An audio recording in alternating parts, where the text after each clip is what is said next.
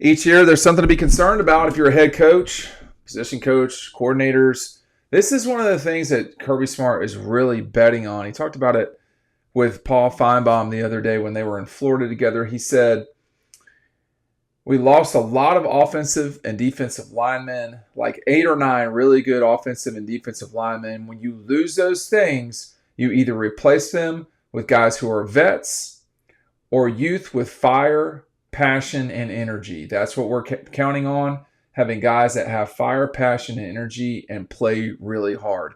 Playing really hard makes a big difference. Your age matters for sure, no question.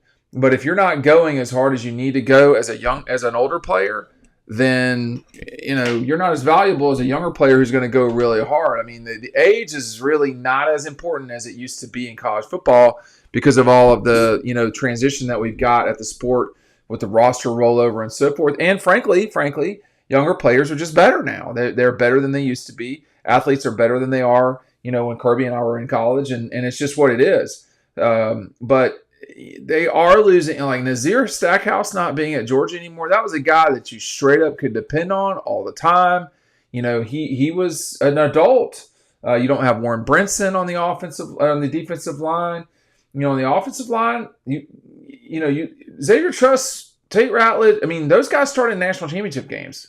So, or at least a national championship game for Tate, but national championship games for Truss. I mean, that's a lot of experience that you don't have if you're returning. But can you get Juan Gaston Jr.? Can you get, just off the top of my head, Monroe Freeling, Green, Bobo, all these guys, Morris, they can be really good players for Georgia. They're not young. They've started many of the guys I just talked about, but that's the bet. That's the bet that Kirby's, placing right now is we can replace good older players with guys who are younger who can just straight up get after you.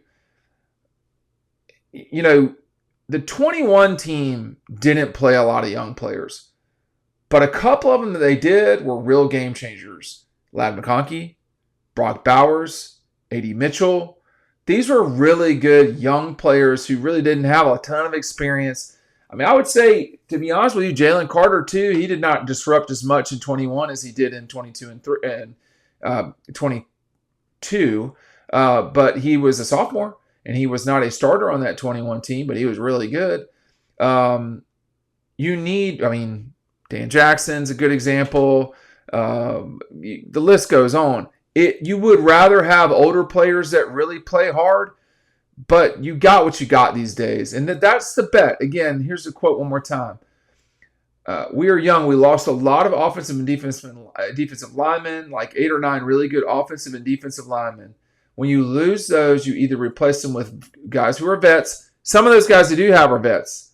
To be honest with you, you got Bobo, Green, Morris. Those guys have played. Freeling as well. Or you replace them with guys, or you're with youth with fire, passion, and energy. That's what we're counting on. Having guys that have fire, passion, and energy that play really hard. They have younger players who have the capability of really being good. Okay, this is a Georgia group with Griffin and Gibson and. There are some young players in this that they signed who are really good players. Now, you don't want to constantly depend on guys who are, freshmen. But they can depend on some of these guys who didn't play tons last year. Calhoun on the offensive line. He definitely would be a person that I would be watching. Quintavious Johnson for sure would be a person that I would pay attention to. Ellis Robinson. I'm not talking necessarily about I'm not keeping it just to the offensive line, but some of these guys are going to have to step up and do what they need to do. Chauncey Bowens at running back. We saw the running backs can do things. KJ Bolden is not a good example. He was a plug and play basically. So Kobe White's going to have to kind of get going. That the class from a little bit ago, it's time. But We've seen what C.J. Allen can do. We've seen what Raylan Wilson, Freeling, all these guys that are a couple years in the program, and it's pretty clear what they can do. Now it's time for them to elevate to the next level. Elevate your game by taking advantage of this awesome offer. You can get $60 of value from Dawg Post right now with the link down below.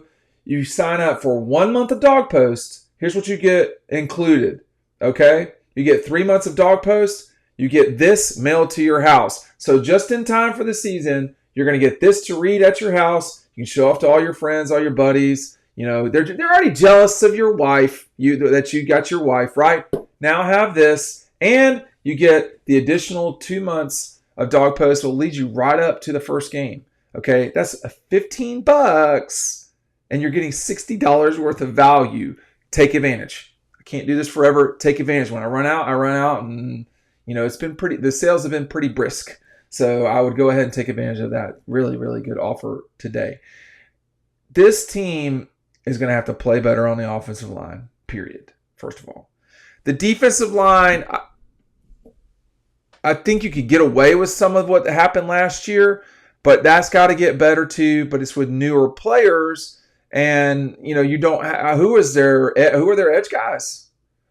Who are the edge guys going to be for this Georgia team as we get ready for 2025?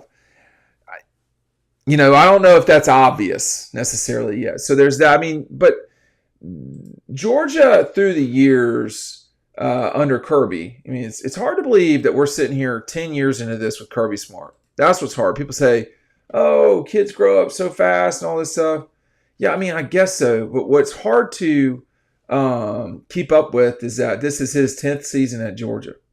I think most people remember what it was like that first G-Day and the pressure to see Jacob Eason, or the pressure that was on Jacob Eason, and watching him play and all this stuff. And then you fast forward to, a game with North Carolina that a lot of people felt like could have been a real tough fight for Georgia, and it was. I will nearly never pick North Carolina to beat Georgia in football.